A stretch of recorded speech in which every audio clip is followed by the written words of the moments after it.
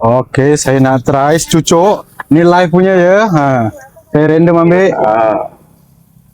Panas sikit ya bang. Itu yang kita nak bang. Sekarang kita berada dekat Simpang Suandi. Nih.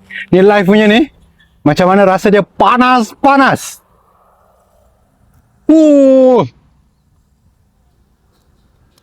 Sedap gila. Sedap memang sedap. Korang ke makan panas-panas. Tapi panas-panas. Siapa je dia bang?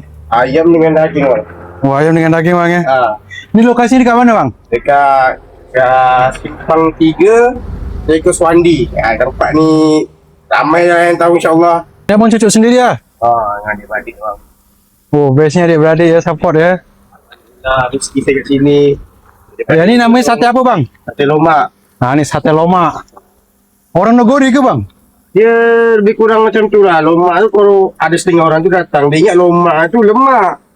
Sebenarnya lomak tu sedap. Okey, sate lomak. Hari-hari buka kecuali hari Rabu.